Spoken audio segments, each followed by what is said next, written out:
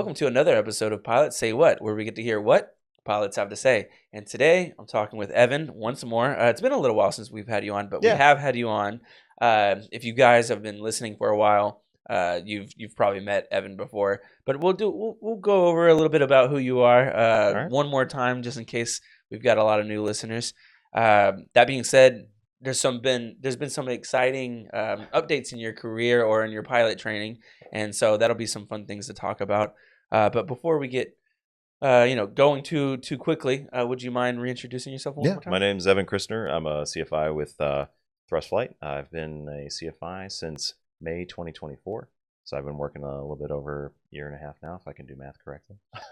One time I did math incorrectly on here, and they're like, "This guy can't even do math." That's literally what they said in the comments. Been there, done that. I guess I'll just taught me to slow down a little bit. Yeah, that's fair. But no, you've been here since you said May 2024. Mm-hmm. Yep. Okay, and you were a student with us, right? Yeah, so I started as a student in January 2023. Mm-hmm. So and about 14 months later, I got hired on as a CFI. Okay, awesome. That's exciting. And that was before we didn't have examining authority yet, right? No. So the first EOC that I took was the CFI EOC. So I took private check ride, instrument check ride, commercial check ride, and then I started doing EOC. So all I got was CFI and the commercial multi. So you got through a bulk of your training at a Part 141 school without what we have now being helping us be an accelerated program. Oh yeah, being the examining authority, EOC, that kind of in-house check ride thing.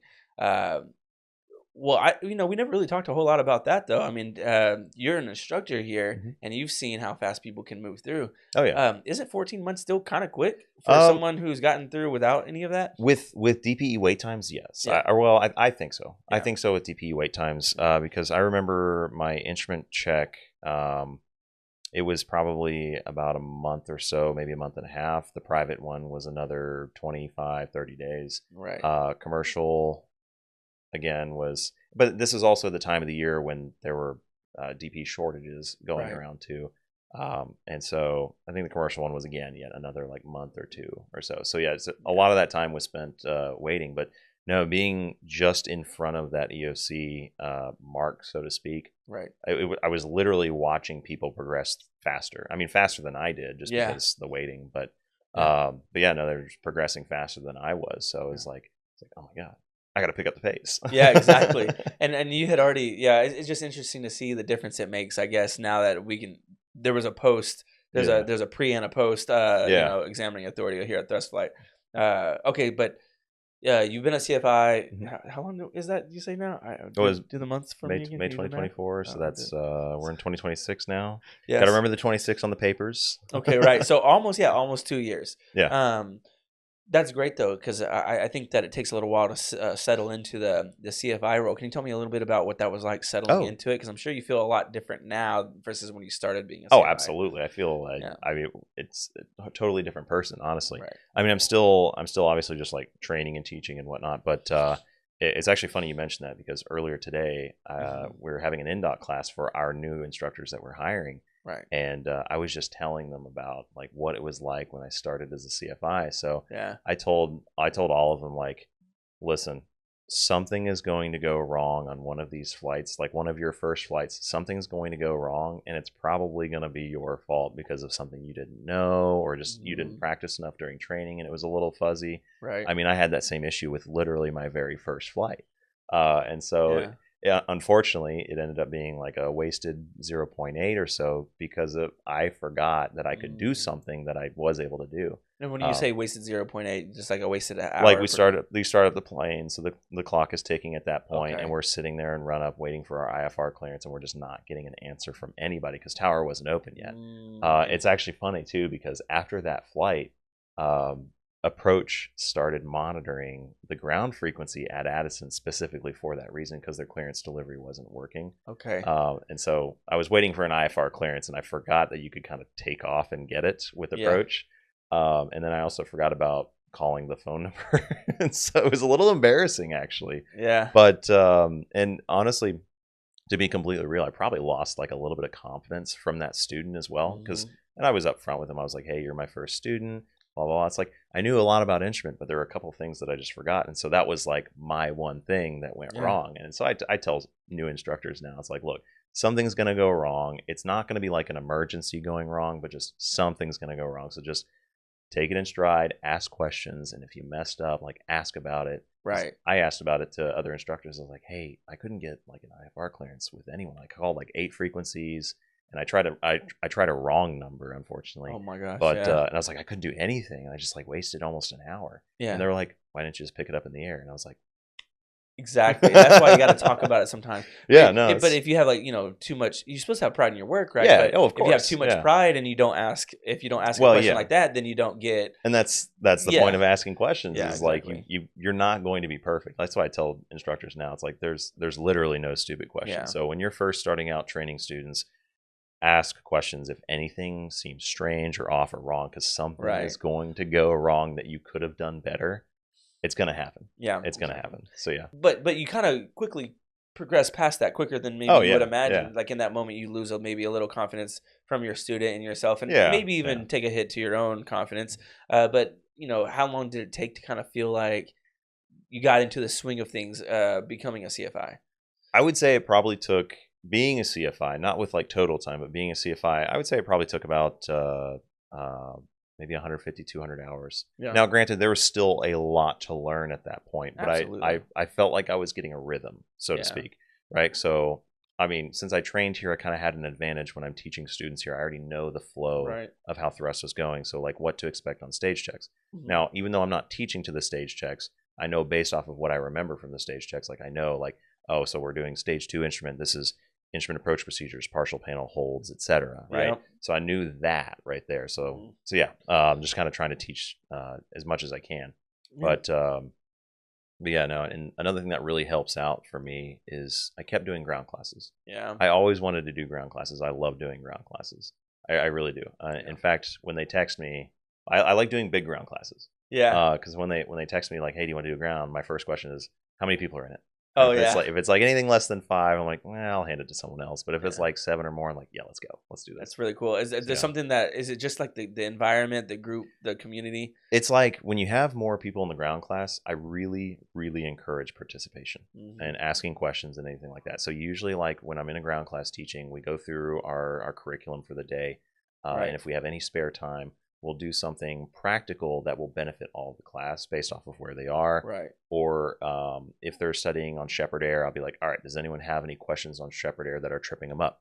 And I always reinforce, like, if this is tripping you up, you never know who else it's tripping up. So like ask these questions so that way everybody can know. Yeah. Just in case. So it's helped out a lot though. So I really like to have that interactivity in the classes. Yeah, I can imagine that opens people up too. Because there's plenty of times when people think they're the only person struggling with something. Yeah, and then it turns out you're really not. And also to think you're the only person struggling with something kind of like messes with your head a little bit. Yeah. So it's nice to know. And I mean, like in my case specifically, like I have a lot of times where I've messed up. Now, not like pilot deviation messed up, but there's been a lot of times where I've messed up as an instructor even. I mean, it just happens. Like, we're all human, right?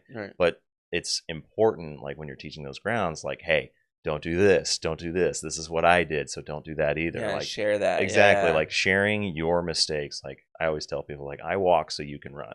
Yeah, exactly. And that's really is a lot of what our motto here is, though. That's why we hire in-house CFIs, because they know how the program works, and we're like, hey, we can make sure that you understand how things go, because we know, it's kind of like, have you ever been at a job where you had a manager who's never done what you did before, but they're supposed to manage you doing your job? That was literally all the time at Amazon. Yeah. Oh man, that's all the time. So my friend worked at Amazon too. I was like, before I became a manager myself, I was just a warehouse associate, and so I know how they bump you up. Well, yeah. All the time they would hire new people straight from college. And being in a warehouse environment, we always had nicknames for people, so I call them freshies. Yeah. So the ones that were straight out of college, they had no like any kind of experience whatsoever with a warehouse. Yeah. But So I've definitely had the experience of like a manager coming in and I'm having to train the manager on things like that, or on the processes. Yeah. So, I mean, that used to really get to me, but in this situation, I guess the point is here at Thrust, it's nice to not. That's probably a lot less likely. Oh well, yeah. Because everyone's done what you've done. So I mean, but also, with my future students, I mean, granted, I'm probably not going to end up having to teach a manager new things, but another thing is, like, it's really important for me to know, like, to teach my students how to be better than I was, right? So it's like, I don't want you to be as good as I was. I want you to be better. Yeah. Right. Exactly. So, like you said, the walk and run. Yeah, that makes sense. Yeah. Well, so you've been through this CFI journey for a little while.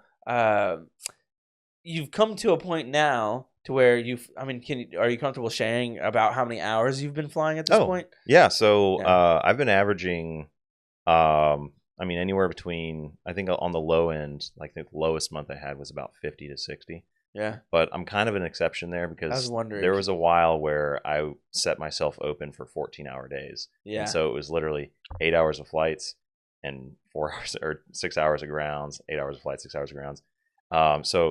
And don't do that, by the way. You burn yourself out. Yeah, it doesn't matter how much you love it. You're going to burn yourself out. That's a lot of where my questions come from too, because you kind of like grinded a lot of it out, but you learn that you got to balance it out. But I guess before I even ask you those follow-up questions, do you mind sharing about how many hours you're sitting at now? I was gonna say, like right now, I was getting there. I'm sorry. Okay, I cut you off. I'm sorry. I realized I didn't answer the question. So I just crossed about 1650 not too long ago. So I passed 1500 a couple months ago, thereabout. So I finished off all of my like extracurricular hours, so to speak, like my multi-time, etc. Yeah. So I just got all that not too long ago. That's awesome. So I've been putting out the applications for the airlines naturally. Yeah. But and luckily, fortunately enough, I did get a call back from Envoy, so I interviewed with Envoy, so it went really well there. So see, now I have a plethora of questions, right? Not only about that, but also about the amount of hours you were flying weekly. So what we'll do is we're going to get to the Envoy thing a little bit because I think there's plenty of, there's a lot of talk out there. Mm-hmm. Like it's hard to be a CFI. It's hard to become a CFI. Oh yeah, and then it's hard to get out of being a CFI if you're ready for the next stage. And so. I think people would like to hear about the insight and see that someone's doing that. But I kind of do want to go into the, flying about 50 hours a week. I kind of want to approach it from the perspective of someone who isn't at a Part 141 school. Let's say someone's at a point to where they're ready to become a CFI, and they know that they're looking to move quickly and learn and be the best CFI they can, and grow their hours. What could you say? I mean, is it possible to get that many flight hours anywhere you go?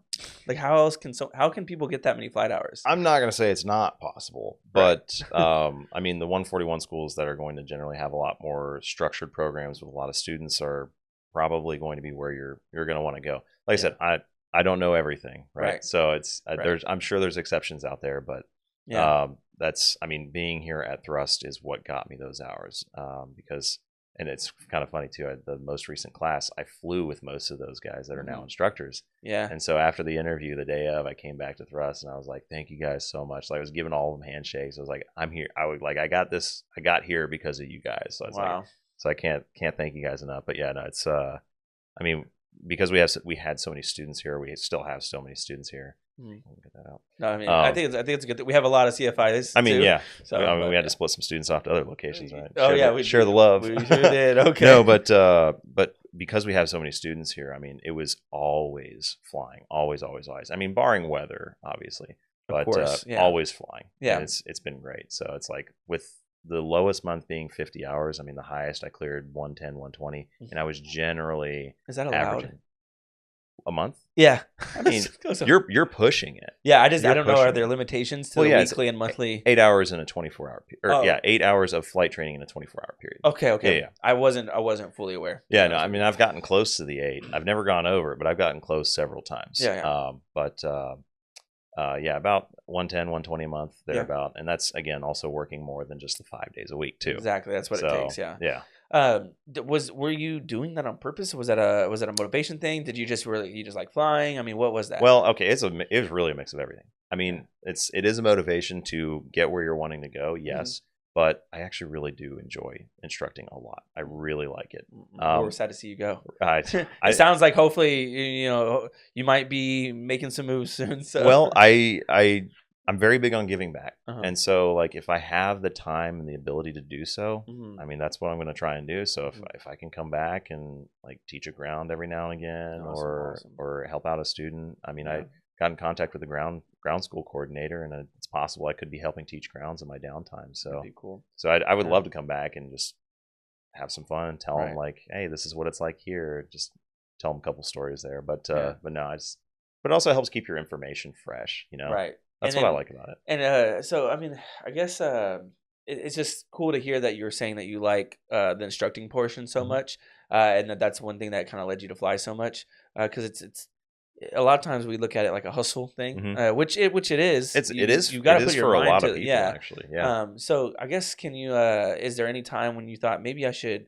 Like, did you ever hit a point where you maybe burnt out or needed to rest a little more? Well, yeah, you're only human. You've got physical limitations. It doesn't matter how much you love it. It's going to wear you out. Yeah. So when I was working this, I think last year, 2025, I started the year working 12-hour days. Okay. And so for the first third of the year, I was working 12-hour days, and I bumped up to 14. Right. I was like, you know what? I can do a couple more. What's a couple more? Yeah. Because I'd always have students coming up. Hey, can we go fly? Or hey, can we do this? Yeah. And sometimes instructors would be like, hey, can you take this? And hey, can you take that? I wouldn't even let them finish the sentence. It'd be like, hey, can you? Yep, throw it on there. And so I bumped it up to 14 hours. Okay. And then after a while, it's like it does because there are physical limitations, right? Yeah. So after a while, it did start to wear me out a little bit. So I kind of cut it back down to 10. Yeah. And then worked it back a little bit. Probably got to go home. Yeah. And eat at some point. I have to sleep still. Yeah. So when I was missing meals a little too frequently, just because I was like, all right, I got to go to the next thing. I'm wondering I'm sorry to cut you off. No, you're good. I hear what you're saying. And I think sometimes it's maybe not the lack of motivation. And for you, it seemed to have a little less to do with motivation. You just seemed to be kind of focused on I was motivated. Yeah. I was motivated. Yeah. But it's just that, don't you think that maybe some of what keeps someone from from flying more or working a little more is that they're focusing on other things as well or something possibly, like that? Yeah. I mean, because I wonder. I hear a lot of people I've talked to on the podcast talk about how they eat, sleep, breathe in aviation. Oh, yeah, absolutely. Which it doesn't have to be like that, and so some people don't do that. But there's there's benefits to it, I guess. Oh, is absolutely. What I'm hearing. Yeah. You're going to be more prepared in general. But I mean, there were several times where I did cut back. Yeah. In fact, excuse me. So I did cut back quite a bit actually when I was closer to my 1500. Yeah. Because I was going to go to CTP. Yeah. So I went to go get my ATP CTP. So I cut back on the hours there, gave myself more time to study, and kind of prepare for it, study for the written, took the written, and got all that. So now that that's out of the way, I'm ready to dive back in. But at the same time, I have my hours now. Absolutely. So I'm sharing the love essentially right now. Yeah, so I've just been kind of handing flights away. So I'm like, here, you can have this. Yeah. Just give me a ground or something. I remember when I was younger and I first started working to it. I remember my boss or a coworker they would hey, can you take this shift? Can you take that shift? Can you come in? Yeah. I was just so about working and making a little bit more money, and I was not I was making a lot of money doing what I was doing. I wasn't, but that's why I was like, give me more hours. So I said yes to everything. All the time, and it did eventually catch up to me. But I remember the mindset, though. It's just very different now. I'm like, do I want to? Yeah. But back then, that didn't even cross my mind. Yeah. I was like, every opportunity. And it sounds like you were kind of on that wavelength for a little while. Kind of, yeah. It's like I was taking on every opportunity because, I mean, I just enjoyed flying. Yeah, I just enjoyed flying. So now I'm kind of the same way still. If someone wants me to do something, I'll still do it, obviously. Yeah. But for instance, if my student has a cross country, I'll be like, hey, do you want this cross country? And if they can do it, great. If not, then I'll just do it anyways. Yeah, so that makes sense. That makes sense, right? It's gonna get done one way or another. Exactly. Okay, so I kind of want to. I do want to ask you a little bit more about the Envoy thing, but after hearing kind of your journey so far, you did the whole flight training thing, and then you went to CFI, and you've gotten to this point where you're over a little over 1,600 hours, right? And you did the Amazon before. Was that what you were doing before? Yeah, I was just Thrust? I was a transportation manager over at Amazon. So okay, gotcha. I did that for the last 5-ish years that I was at Amazon. So at what point did you think about starting to fly? Honestly, I'd always loved flying. I just didn't know how much. Okay. Right. So I'd flown in airlines, and I never flew in GA aircraft, but I'd always flown in the airlines, and I was that person that was this against the window watching everything and just loving it, right? Yeah. I mean, my very first flight, they did kind of a steep turn off the airport over towards the west, and I was just looking down at the ground, I was like, oh, this is great. Yeah. But anyways, so I always kind of loved it, but I didn't know until I took the Discovery flight. Right. And so that's another thing that I do a lot of here is Discovery flights, and they're always so much fun. Well, you get to it's like a permit to nerd out a little bit. It's kind of fun. So for my Discovery flights personally, we'll do a couple maneuvers. Like I'll show them like what you can expect for your very first rating, right? So this is kind of what you're doing, and I'll kind of like coach them through things. When I do discovery flights, it's as much as they want to, they're on the controls. That's right? Awesome. I'm only there to help. Yeah. And it's like I'm obviously going to be. So you're taking someone who's like, I want to test drive. Like a plane, they've never and flown. They've never flown before. Like if they want to take off, obviously my hands are going to be at the controls. But like I'm telling them what to do. Like, all right, now we're building up speed, so get ready to pull back some. So I'm just kind of like monitoring everything. So I give them as much as they want for the discovery flight. So it's a lot of fun seeing that too, because a lot of people love that. And then I'll once we're like out in the area doing the flight, we'll kind of like go through maneuvers, and I'll kind of coach them through those things, and they'll do all that. And then that's where if they live in the area, like if they're from DFW area, I'll ask where they live and be like, hey, so I'll like study the area, like see like is it in an airspace or something like that, and I'll be like, hey, do you have any family at home? And if they do, and I'll be like, okay, we're gonna take off at this time. Text them at this time and tell them we're gonna be there at about whatever time that we think we're gonna get there. And then we'll circle over their house, and I'll let them do the circle around the house. And usually I've done it with like 8 or 10 people now, where like we're flying just over their house, like circling over their neighborhood, making sure we're staying out of airspaces we don't need to be in, obviously, and staying high enough. But we're circling over the house, see the family's waving, and I'm like, all right, let's wave back. So we'll give a little wave back with the wings too. And that's pretty cool. And then we'll like go out and do the rest of the discovery flight, and then we'll come back. So you get to see like they took a video of their house from above, and their family took a video of them flying the plane. So it's get a little double whammy there, you know. That's pretty awesome, honestly. I remember my first time getting to take the controls. I was with Keelan, but it wasn't like necessarily a discovery flight. But it's different than just riding in the plane. Oh yeah, and it's really cool that you can do that. And there's 2 sets of controls in there, and people don't really know that, I think. But there is. So there's. But you said you didn't really know how much you loved flying until you took a discovery flight. Yeah. And was there something in between, you know, liking to fly on the commercial jets and actually taking your commercial flight? Did you start Googling stuff at some point and get into it on the internet? Oh, absolutely. What happened in between there? Oh, I do a ton of research before I commit to anything, really. And so naturally, when I was doing the research, I wanted something close, so I settled on Addison. And so naturally, there were some other options at Addison, such as Monarch, who was gone, and there was ATP and American Flyers and whatnot.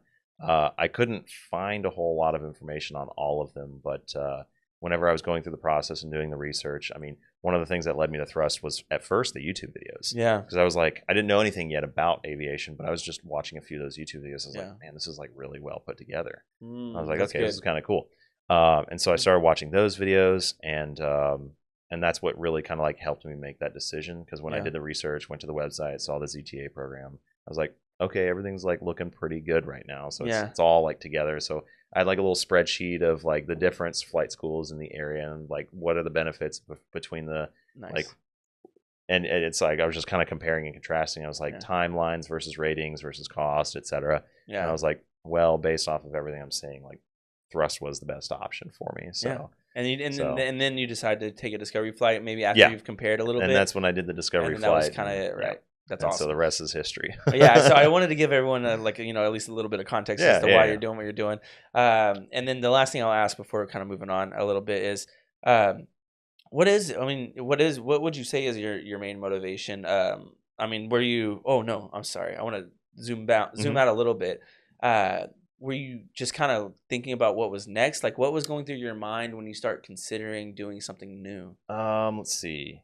Well, okay, so I will say this. Then this is unique to me. Okay. So when I chose Thrust, this was the first time in my life that I'd ever like committed to something without having a safety net below me, right? And so I'd always generally played it safe. Well, this was the first time where I was like full in, like ready to go, head first. No, like without a safety net. What do you mean? Like a financial safety net for myself, you know. Right. So I was just like, this is it. I'm committing to this. Putting all your eggs in this basket. Again, this is not like was unique to me. I'm sure some other people have other options there, but first time ever doing something without like having a safety net there to kind of fall back on if things didn't work out. So, but obviously it worked out. Yeah, right. And you would have made things work out one way or another. Yeah, no, to your point, like it's like this is a big decision. It's a huge decision. Yeah. It feels like a sort of I don't like to say risk, but it's a big decision. I mean, I don't know. I mean, there's always risk involved with any of the decisions you make, right? And I mean, even committing to something like this, there is some risk involved, but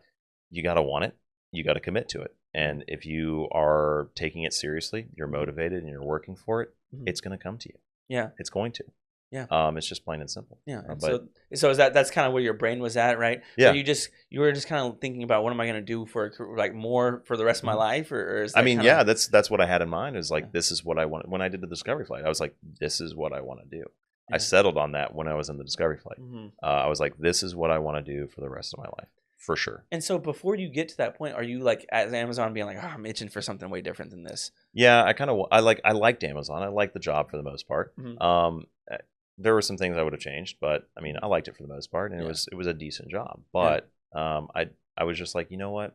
Just out of curiosity, let's see. Because I'd seen a little bit more airplane stuff and GA stuff on like say Instagram or something like that. Yeah. So I just like watched some of those reels, and I was like, man, it's actually like really interesting. Okay. And so that's when I was like, you know, maybe it's like, is this something I can do? And after doing the research, I was like, okay, this is clearly something I can do. So let's see what I can do there. And then boom, there's the Discovery Flight, and I was like, this is great. I could do it. Yeah, awesome. Okay, great. So yeah, I just like to paint that picture because people get into aviation for many different reasons. I mean, a lot of people are like, I can't stand my job, or I really have always wanted to fly, or I just learned that flying is possible. You know, all of the above. So that's great to hear.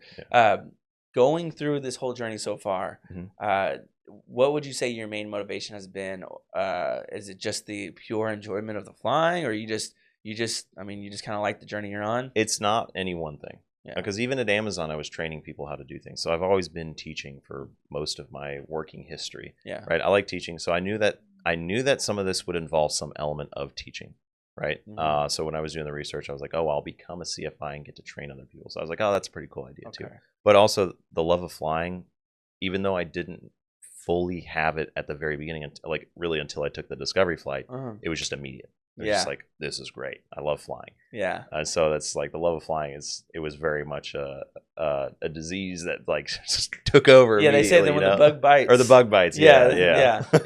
People say it like that. And I can always tell because I think that's been one of my favorite things about being able to do the podcast is getting to talk to you guys. I've talked to a lot of people about a lot of things. I tend to find myself in a lot of conversations. Oh, yeah. I'm a yapper. But same. that being said, though, not everyone has something they're passionate about. Not everyone has something to be motivated or inspired about. Yeah. So but pilots don't lack that. You know, there is a bug that bit them. Oh, yeah. Some people are there like waiting for a bug to bite them about something. And hopefully they find it, you know. But it's not you guys. And that's why it already bit. Yeah, exactly. So I like that.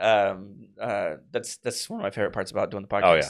So quick note, we're about halfway through this, I think, or maybe more, I'm not sure. But that being said, yes, maybe, I don't know, about a hair past a freckle or something like that. Isn't that what they're saying? It's so lame. Okay.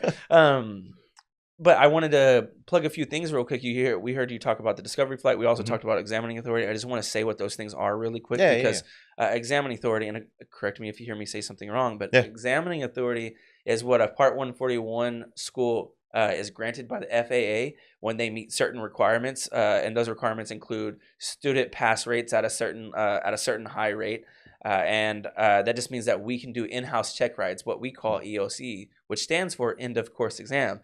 So basically we have certain instructors that have been certified, I don't know if that's the word, certified to go on a check ride with a student and say, you pass this check ride. But we call it an EOC because it's through examining authority. But the idea here is to not only hold our school to a higher standard, but allow our students more ways to move through flight training at a quicker pace without having to wait on DPEs, because DPE availability, like you said, becomes limited at times, whether it's because of weather or holidays or just the lack of availability in general. So again, examining authority is a big thing. So if you're looking to, if you're being very career focused and you want to go on a fast track program, then look for the words examining authority. You might be able to find, there's not a lot of schools that have it, but you can look for those words, and that's usually a positive indicator that, hey, they've got their thing, they've got it together. Yeah. So did I miss something up in there? I don't think so. I think I did pretty good there. I don't know all the regs on that specifically off the top of my head, but I mean, I do think that everything I said everything I said I know is true. I didn't miss anything. To get the examining authority, we do have to have a certain pass rate for each of the curriculums. But yeah, no, and then that's when we're granted that examining authority. We've got certain instructors here that are allowed to do the exams, and they complete the exams. Yeah, so that sounds right. Yeah, so look for those words now. I mean, if you don't want to look around anymore, of course, Thrust Flight is a great option. We do have examining authority. Now, the only other thing we talked about was the discovery flight thing. If you are someone who's just like, I like aviation, or I think planes are cool, or I'm looking for a new career, and I've been following this podcast for a while, or maybe this is the first time you've watched it, a discovery flight is like a test drive of a plane, pretty much. Oh, you're telling me I can fly a plane without a license? Well, kind of, yeah, a little bit. But temporarily. Yeah, temporarily. Yeah. You have someone there who has control over the plane. You're gonna need one eventually. But. Yeah, exactly. You're gonna need one. But that being said, you can Google flight school near me and call them up, or even maybe email someone and ask about a discovery flight. This is what flight schools typically do, so that you can see if you like flying or not. If you're not sure if you want to fly, you don't have to be sure. You just do it for fun. Some I think most places charge. But, I mean, yeah. But that being said, you can do it for fun and then decide if you like flying. Yeah. That's usually what happens for people. It's a test run, not only for the plane but for you. To see if you like flying. So look into discovery flights. It may make the decision a lot easier. It may help you feel inspired. And ask for me.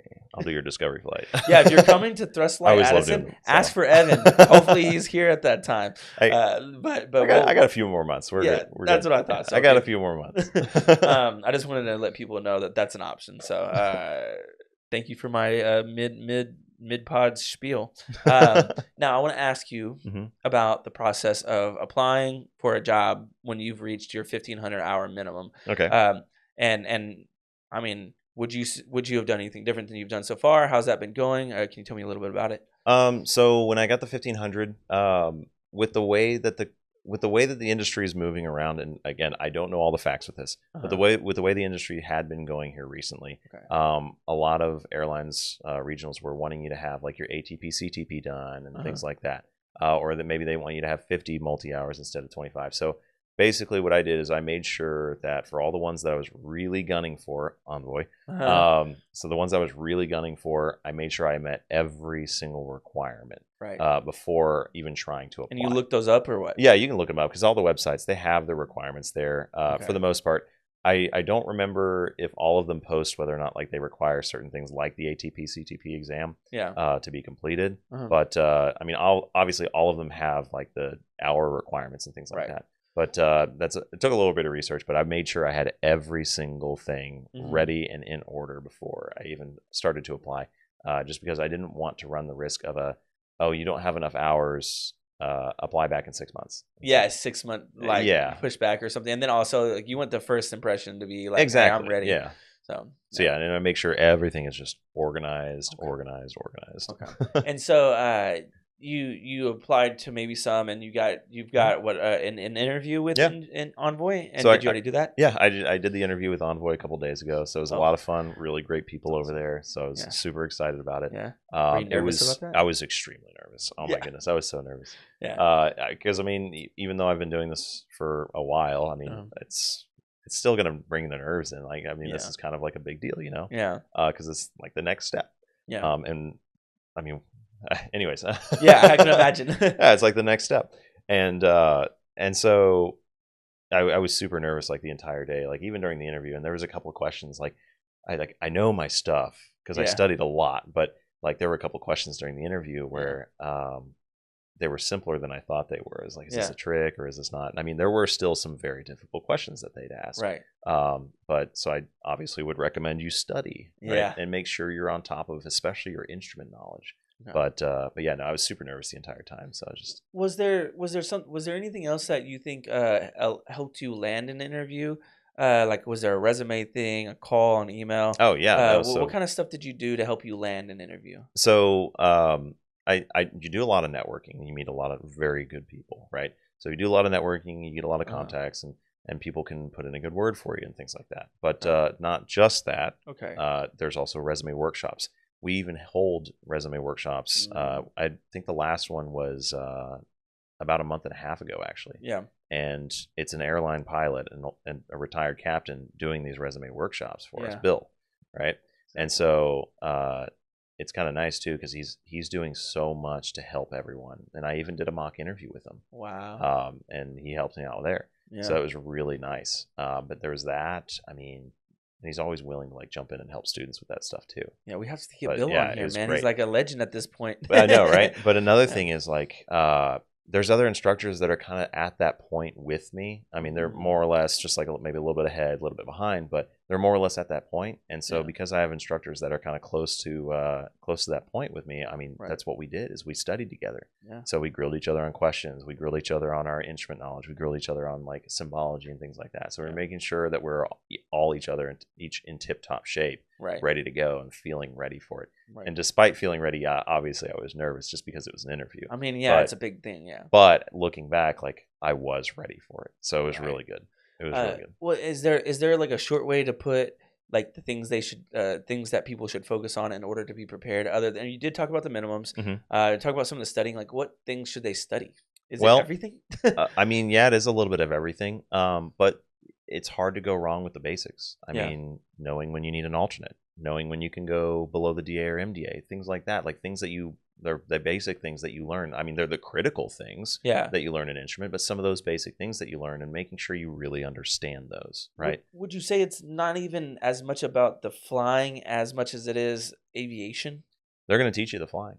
Right. I mean, obviously you need to know how to fly. Yeah. But it's knowing what to do and when to do it, right?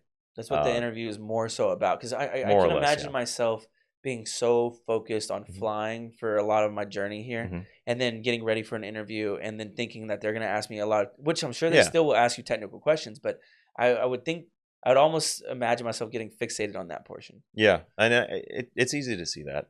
It's easy to see that, but they do a really, like, obviously they're trained professionals when they're interviewing you, so they're really good at kind of like mixing the two together. But I mean, on the technical, it was a lot like just a normal stage check or even a EOC or check ride. It was literally he pulls up an iPad with a chart and he goes, "What's this? What's that? What's this?" And then there's a couple of situational questions like, what would I do at this? I don't want to get too specific, but I don't want to spoil anything too much. Because, but anyways, like, what would you do in this situation? What would you do in that situation? Based, so they're going to give you some scenario based questions because they're also not expecting you to know everything, right? Right. There's some black and white stuff that you either know or you don't, but there's some gray stuff that they kind of want you to like. They know you probably don't know, right? So they're looking to see how do they think about it, right? How do they rationalize it, or how do they go about with that situation? Yeah. So things like that. Okay. I just like to ask that question because I think a lot of people obviously want to know some of the insights on how to approach the situation. But so it seems like you got your ducks in a row. You networked. You made sure you had your hours. You made sure you studied. And you made sure to land the interview, and you made sure to be prepared for the interview. So you go through the interview. What happens after that? Do you find out that they're interested in you, that you're hired? So like, what does that look like? I'm sure every company's different. So I don't know exactly how every company does it since I've only interviewed with one so far. Right. Only interviewed with one so far. So I'm pretty good with it right now. So. Yeah. But everybody's going to do it kind of a little bit differently. So I don't know exactly how all of them do it. Okay. But for Envoy, I knew that day, for instance. Oh yeah. Okay, that's good. So yeah. No, yeah. So what did you know? Did they say? I'm sorry. Like, do you still have more to go through and before you get hired, or? Oh yeah. Sorry. There's still normal business steps that they're taking, like background check, drug tests, and things like that. Okay. Right. So obviously they're going to do those. Again, I don't know for sure, but I'm pretty sure this is universal. But there's a captain review board, so I guess it's like a panel of captains that are experienced, and they're going to go through the entire like file, so to speak, on you and make sure is everything lining up? It's like a last line of defense. I's dotted, T's crossed, and then it's like, is this looking good? Okay. And if they're feeling good about it, they'll sign it off. At which point now, and again, I don't know all of the internal stuff, but at that point, like I believe you're just waiting for a class date. Right. Okay. So, gotcha. And so, does that mean that you've like received an offer?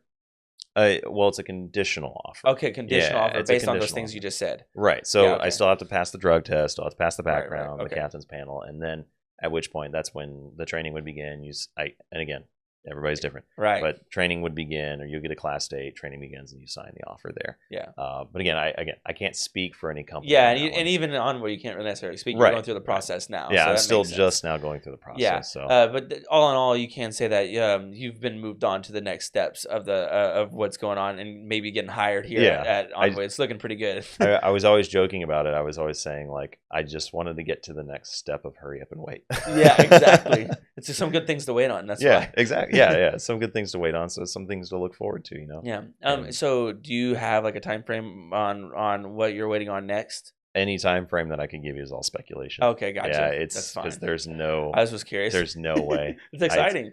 I mean, if I had to take a wild guess, 4 to 6 months maybe. But again, it's all speculation. Yeah, I understand. Because there's still class dates to start. Right. They teach you how to fly their planes and their exactly. systems, Yeah. So. Well, I mean that would be like 4 to 6 months before the class even starts. Exactly. I'm saying like you have to do even that. Yeah, and then you go through the class, then you do the training, then IOE, and so on. So as for how long that process takes. I don't remember. I don't think they said it during the orientation, but I could be mistaken. But either way, it's I have no idea how long it's going to take. So yeah, exactly. It's really just hurry up and wait. So well, you're at a good spot. So. Just kind of relaxed and I mean, obviously, I'm still teaching the ground, still flying with students, so I'm just kind of enjoying it, making sure that my instrument knowledge stays tip-top shape. So, but yeah, I'm pretty excited about it, and so. Well, congratulations on moving to the next steps there. I think it's cool to have you on here because how many times have I had you on now? Like 2 or 3? Is this? I think this is either the 3rd or 4th. Yes, it might even be 4th. Yeah, possible. So we might have to go through and find some stuff and put a little sequence together. Or something. That'd be kind of cool. Well, one of those I had a mustache. So. Yeah. Oh, really? Yeah. I think I remember. I don't know. It was either the first or the second that had a mustache. Yeah. I remember there was one that was what not to do on your check ride. Or that was a video, like an actual video that we did with. No, it was right? a podcast. Oh, really? It was a podcast. Yeah. Is that we just titled it something like that? I think so. Yeah. Okay, I'm gonna go look for that one then. I remember that one because that's where I was like, "Yep, no, failed my check ride. I failed 2 check rides." Okay, so let's just say I kind of want to ask for some of your advice on some things then before we head out over here because there's a lot of people who are in flight training. There's a lot of people thinking about starting flight training. So let's just start there.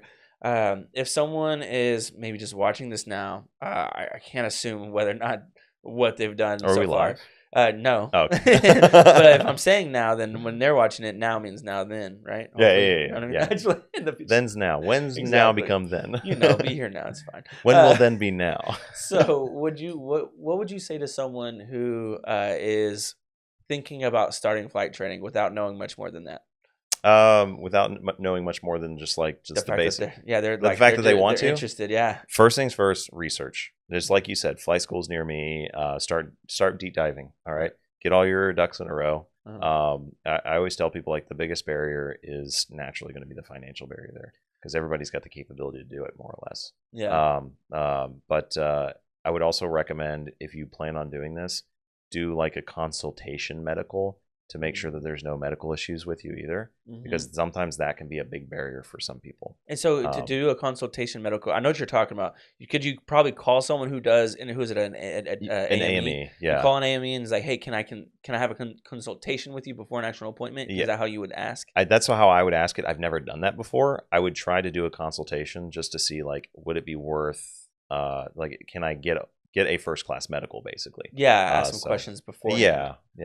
So just try to find out, and that if the AME is like, yeah, you'd be good to go, then like actually get your medical taken care of. If not, then no big deal.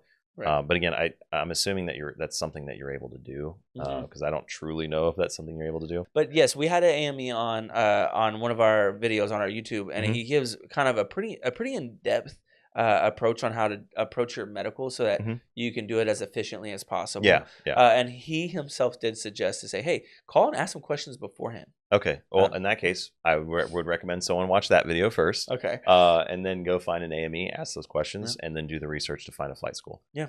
Find something that you resonate with. Definitely do a tour of at least a few flight schools too, and see, like, look around and see what are you seeing right there. Are you seeing nice airplanes? Are you seeing not so nice airplanes? Are you seeing a lot of student interaction? Are you seeing not so much student interaction? Those are great 2 things to look for, by the way. I've talked to a lot of you guys on the podcast, and that's a lot of the things that have like helped you decide where to go were those 2 things: student interaction and planes on tours. Yeah. Yep. And I mean, another thing is like, what are the students doing? Are they like are they all like working together studying? Like you see our students in the hangar all the time. Well, not now because it's cold. Yeah, but it's a little cold right now. all the time they're in the hangar at each of the tables, like all group studying. Like, are you seeing that? Are you seeing like, does it fit what you want? Is what I'm basically saying. Like, you're seeing the group study here, but maybe at another school they're doing like single study with their books and whatnot. Yeah, I don't know. Is it matching your vibe? Does that match what you're looking for? Right. Yeah. So I do that. Tour the schools and. I mean, get a discovery flight. I mean, there's only one way to find out if you really like it or not. And also, getting sick on the discovery flight is not like a career ender, so to speak. Yeah, I've heard people overcome it. So because guess who got sick on their first discovery flight? Really? Wow. Oh yeah. I didn't realize. Yeah. I mean, I've only ever gotten sick on like 2 flights. But yeah, so it's like it's not the be all end all. Just because you got sick on one flight doesn't mean you're gonna. Right. Yeah. So, okay, well, I think that's good advice. I think that's great. I'm wondering what if, and maybe this isn't an easy question to answer, but let's say that people are worried about the finances. What is there to kind of like at least know, like the basic of like what is there to think about, and like would you say there's an approach to have about it? Oh man.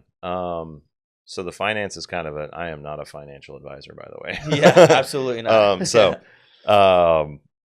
For the finance, obviously, like I said, that's going to be one of your biggest hurdles. So you need to make sure that every single duck is in a row whenever you're doing the finances. Okay. Because I'm assuming it's just going to be Sally Mae for most people. Yeah. I think we have another person. Either way. Yeah. I think we've. I don't know. We started with like I think one more, but one of our main lenders that we typically work with is Sally Mae. So people don't know they can take out a loan to start flight training. They think they can only do it for something like a regular university degree or something. But we do work with Sally Mae. Yeah, and it's absolutely possible. When you're doing the research on the finance, obviously be smart about it. Like look at the loan terms, look at the percentage rates, look at all of that. So know what you're going to expect. When everything's said and done, like after all the payments are dispersed. Because there's going to be interest payments. At some point, you're going to be liable for the payments at a certain date. So those are kind of questions to find out. Yeah, the flight training is all fun and games, but there's still a lot of responsibility involved with it. So it's, I'm paying on my Sally Mae right now. So yeah. So and that's why I ask. Like, I just want to know, it sounds like people, sometimes they'll hear about the finance and they're just like, not even entertain it at that point. Yeah. But at least look into it. Oh, definitely. It's possible, but it is a lot of responsibility, and it's better to be thorough about it. Yeah. And do you mind if I ask? Like, did you get a cosigner for you? Oh, I had to. I had to. I was like just below the line for not having a cosigner. Exactly, and it sounds like a lot of people often do. Usually everybody. Like does. I couldn't even get a cosigner on my first car, so I was like, you build your credit up if you have to a little bit, and maybe it'll work out for you. But okay, that is a big hurdle for people, but then people still do the thing. Let me ask you one question about that. Were you at all concerned about the fact that it's going to be expensive to pay the loan back? Yeah, absolutely. Yeah. Yeah. And that didn't deter 100%. You? No, it didn't. I mean, because this is something that I was ready to commit to. Despite taking that safety net out from under myself, I had a plan. Yeah. I had a plan and I worked for it. I mean, a little bit of the reason why I was working so long is just to have a little bit of extra money. But I mean, for the most part, I was taking care of everything just fine. Right. But I mean, it was a large undertaking, and it's taken a lot of commitment for it. But I'm handling it. So just being smart about it, managing your finances and budgeting. Yeah. But it is a very large undertaking. I will say that's a very large commitment, which is why I really encourage everyone that does decide to take that step that they take it seriously. Like take it very seriously, because although flight training is fun and I love to have fun at the school and I will joke around at the school all the time, day in, day out, like when it really comes down to it at the end of the day, like you need to commit to it. If you're going to do this, you need to commit to it. Right? Yeah. So yeah. Okay. And that makes a lot of sense. And one thing I hear about people who seem to have a better time navigating the large responsibility and commitment of flight training with a large loan or a large amount of payments, is that it seems kind of like you guys aren't too nearsighted. No. You can't be like, you can't come into it and think, oh man, and like in a year, I have to figure this all out in a like short period of time. That's tomorrow me's problem, right? Exactly. Yeah, you can't do that. But it's like, hey, I have a 5-year plan, and with something like this, it takes something like a 5-year plan. I would say, yeah, something like that. I mean, you get through training pretty quickly, but there's more to it, right? Because then it comes financial responsibility and hiring, and then job training, and then you're getting to your career, and then there becomes the ability to pay the loan back at a pretty good rate. Once you get to where you're really looking to go, typically people can pay their loan back a lot quicker than you could pay back any other, maybe like a university loan. A lot of times a college graduate, I can't speak on the statistics, I don't know, but I know a lot of college graduates that come out and take entry-level jobs after a free internship that are not enough to pay their loans back in a quick manner. And I think a lot of pilots, they get to where they're looking to go and they pay their loans back pretty quick, it looks like. I'd say generally, I've talked to a few anyways. I don't know the statistics. Generally, guys, I paint the wrong picture. I believe they can kind of take care of it pretty quickly. Okay, well, I guess that's about that. Last question. Right. For anyone who's in flight training right now, I like to ask this question. People sometimes come on our YouTube channel and are looking for, whatever, it might be advice, it might be information because they're in training now and maybe they're having a hard time or maybe they're just doing their research. Okay. What would you say to anyone who's in flight training now and is maybe feeling like they're plateauing a little bit? Maybe they're like not feeling the most confident, or maybe they're a little stressed day to day, and they just, what would you say to someone like that? Don't be afraid to take a break. Don't be afraid to take a break. Like, live, breathe, eat, sleep, aviation. But don't be afraid to take a break. Sometimes that's exactly what you need. I've had students. They don't need to double down and work harder? It's not always. Sometimes they do, but not always. And it's kind of hard to know what you need. Unless you're kind of well versed with studying in general, right? Yeah. I'm not an expert by any means, but sometimes I'll have students plateauing, and sometimes they just take a couple days, and I'll tell them like, hey, take it easy, take a couple of days, just come back to it later. And it's no big deal. Yeah. Right. And then they wait a couple days, come back to it, fresh mindset. Boom. Like really, that's not just theory, right? Like that happens. That's absolutely happened to some of my students. Like I just tell them, hey, just take a quick break, take a couple days. Like for one, like I know you're stressed about all this stuff, but you can't be stressing yourself about it too. So just take a couple days, stay away from it for a second. Okay. Like, it's still going to be important. But just stay away from it for a second and come back to it. Okay. Right. There's no shame in taking a small break. Right.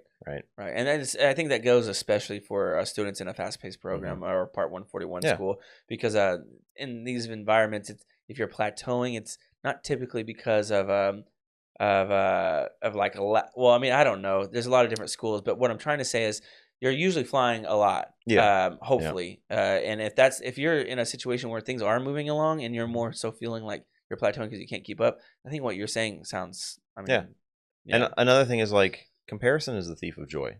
If you've got classmates that are moving a little bit faster than you, it could simply be because the weather was bad on the days that you and your instructor were meant to fly.